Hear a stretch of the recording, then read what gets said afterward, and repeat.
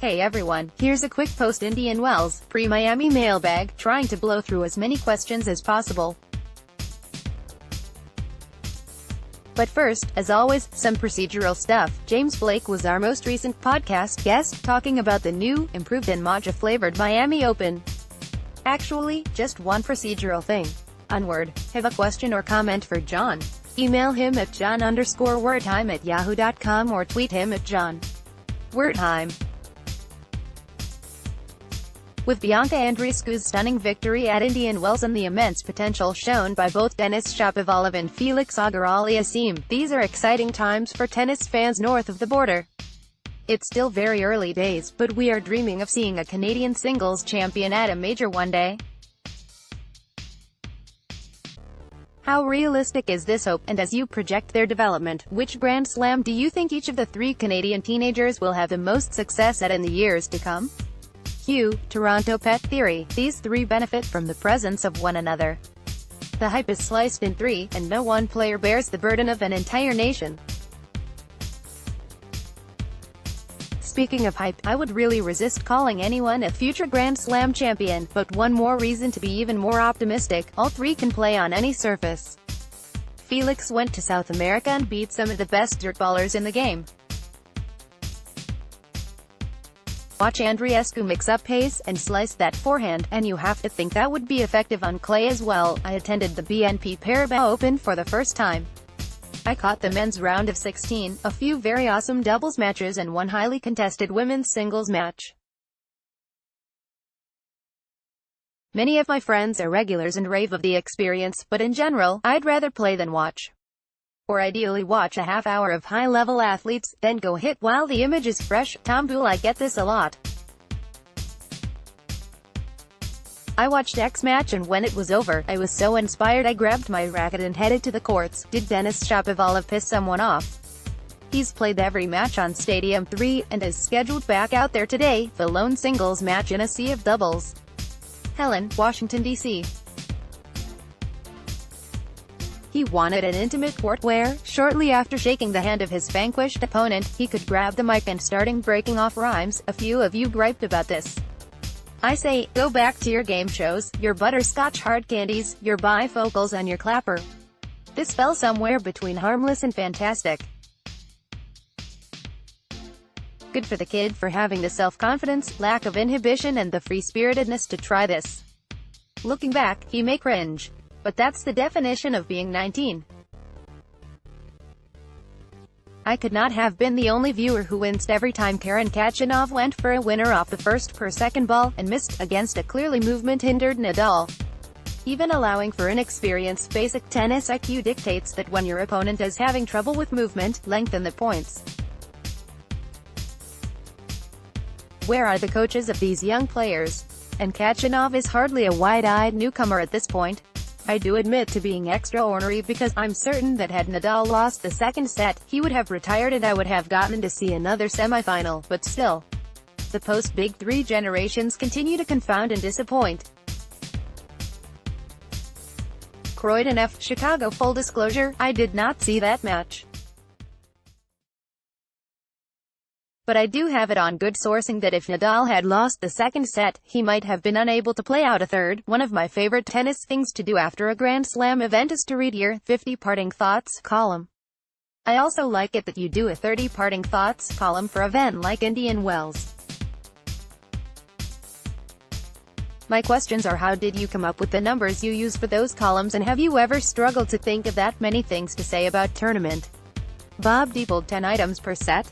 When I started doing this years ago, 50 seemed a good way to address the major storylines but also allow space for the items that might have fallen between the cracks, but I fear this has echoes of Brexit. The status quo sucks. Let's blow this up. What's our plan? We'll deal with the details later. Right now, the burden is on Djokovic and the player board to either A. Find a leader who improves the ATP balance sheets, or B. Offer a coherent path to unionization or alternative structure. But to defenestrate a leader without an articulated alternative is concerning. Nailed it. Great analogy. So I made it out to my first Indian Wells last week. Great spot, loved the cheap grounds tickets. Thanks for always pushing, what a great tournament it is. Jason, this was in reference to the ATP coup by the players' reps on the board. Again, if you want new leadership, that's your prerogative. But it's problematic. Just ask Federer and Nadal, that no alternative plan or leader has been articulated.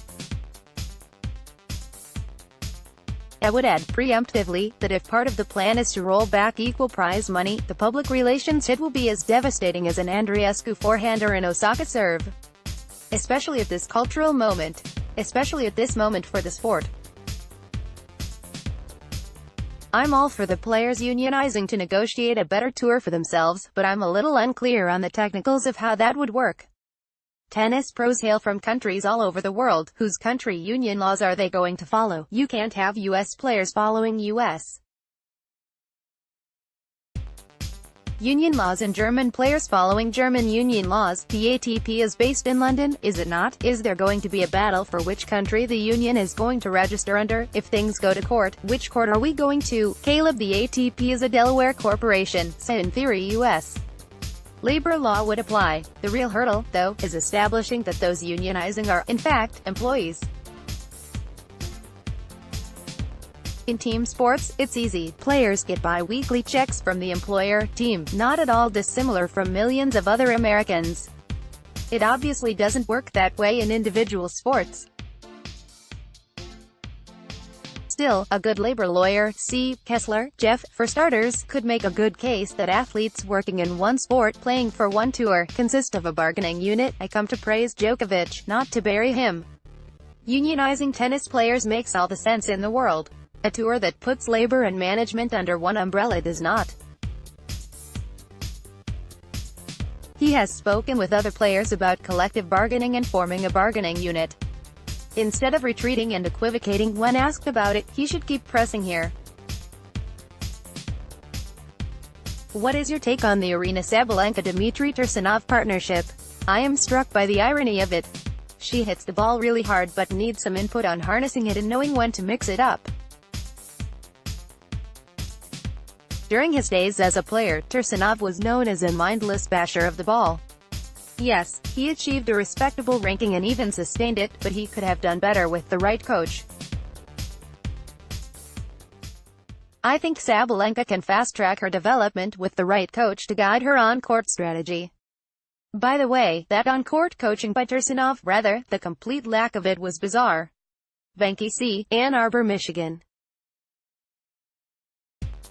Jam Courier said of Tursunov, he is so smart, he should not be in tennis. On that recommendation alone, I'm inclined to think that Tursunov has a plan. I had the opportunity to spend a grounds pass day on Thursday, March 7th at the tournament in Indian Wells. It was a great day. I can't compare it to other venues, but it certainly seems like an impressive one. I left with these thoughts, generally, about the state of pro tennis. 1. Instead of caving to the "everybody does it anyway" school in allowing on-court coaching, perhaps a better way to control coaching from the stands is simply to require opposing coaches to sit right next to each other. Imagine the single-frame shots of two people struggling with opposing emotions who are definitely not trying to figure out how to communicate with their players whilst not being seen by the person sitting next to them. If we are going to make coaches a bigger part of the entertainment, one of the other arguments for on-court coaching, that's a way to do it. Fans and cameras could look in one place for coach reactions and the coaching issue would solve itself without chair umpires ever needing to so much as glance in their direction. 2. The tournament, and presumably other tournaments as well, really needs a way to let available fans fill the pricey big stadium seats that the one-percenters have already paid for, or insiders have had reserved for them, but don't bother to use. If I ran a tournament, I would assign this mission to a smart person. Figure out a financially viable way to fill the seats. Period. Empty seats don't create new fans. 3. That both tours, ATP and WTA, benefit overwhelmingly from sharing a tournament with the other is blindingly obvious. John Campbell, Portland, Oregon. Yes, yes and yes. And not just because you're from the 503. It always amazes me how folks will scream that Roger should retire after a loss. Did he miss a good opportunity to win IW? Sure, he did. He probably should have won. I agree. But retire, please. I guess folks forget that Roger won Dubai just the other week. Folks probably forgot that Djokovic lost to two next-gen guys in back-to-back finals in Paris and London at the end of 2018, and then he proceeded to lose to an older guy in Cole Schreiber early in IW. Should he retire too? Federer is just fine at 37.5. Thank you very much. Michelle, who said that? Name names. Federer played sensationally well until the last half hour of the tournament. Pet peeve: no one who covers tennis with any regularity wants anyone to retire. Not Federer, not Venus, not Bianca Andreescu. No one suggests it. No one intimates that it's time. No one looks forward to a day without player X. You don't tell athletes when to quit. And, absent proof or well-grounded suspicion, you don't question injuries. Those are cardinal rules. The problem, in press conferences, there is no differentiation between the people on the tennis beat and the local pop-ins, tabloid press. So Venus, for instance, comes in and gets peppered with longevity questions. She, not wrongly, grinds her teeth behind a smile and gets agitated. The mood is ruined. The athlete leaves convinced the room is packed with glass-half-empty skeptics. Or haters, as the kids call them. Will Maria Sharapova ever get back healthy and win another slam? At Chef Drew, we just had an 18-year-old ranked outside the top 150 on Gen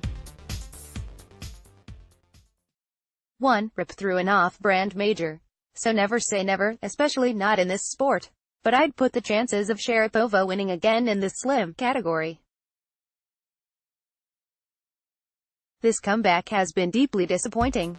And while she can beat anyone on a given day, she has yet to prove she can replicate that level 6 more times in 2 weeks. I enjoy your parting thoughts. At some point, could you address how coaches, trainers and staff of top players are paid? Will Andreescu's team receive a percentage of her winnings, like a caddy does in golf? Or do they get a salary on top of travel, meal and hotel expenses? At Dom111, I'm pretty sure we discussed this last month. Players pay travel, expense, salaries, range player to player, as do bonuses. One point to consider, in some cases, and Tennis Canada, like the USTA, is known to be generous here, the National Federation pays for some or all of coaching costs. So, while I am not privy to the details of the contract, my strong suspicion that Andreescu is not dipping deep in her $1.35 million windfall to compensate the staff. Saw this referenced in, of all places, Peter King's weekly football column. Given your attention to Camila Giorgi's journey, I wonder if you have any thoughts. A lot at play here, including thoughts about social justice and barriers to entry. Mike, I'd like to learn a little bit more before weighing in. One element of the story that I hope doesn't get lost: there were clearly some real sacrifices and struggles here. Yet another tennis narrative that departs from the country club myth.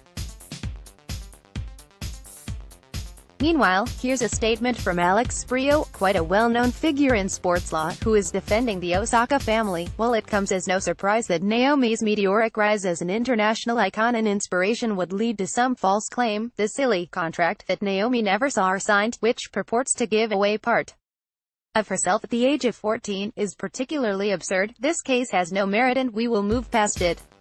In your last mailbag, you ended on a beautiful positive note with the recap of the amazing, diverse, pleasant players that showed up for Tennis Channel interviews, including one with an artificial hip.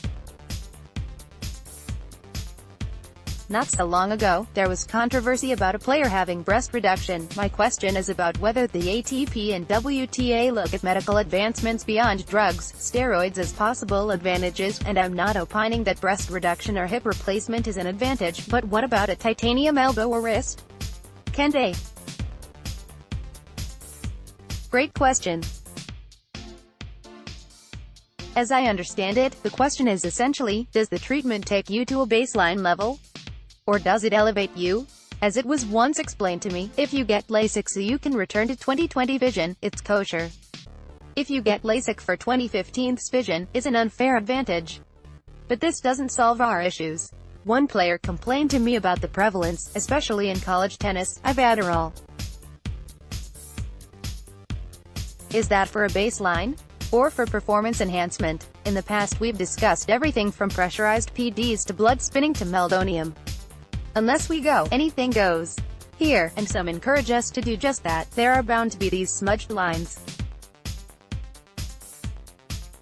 Can you identify the date for the most recent win by a Canadian tennis player? If you said March 17, 2019, you would have won extra reward self-esteem. If you can identify the winner, Bianca Andreescu. Now, why would a Canadian channel, particularly TSN, which usually streams Grand Slams, opt to show only the Canada Les men's final but not the WTA final? With a Canadian player, I was disappointed. We have a channel for NASCAR or NCAA basketball but not one for what I wanted to watch, the WTA.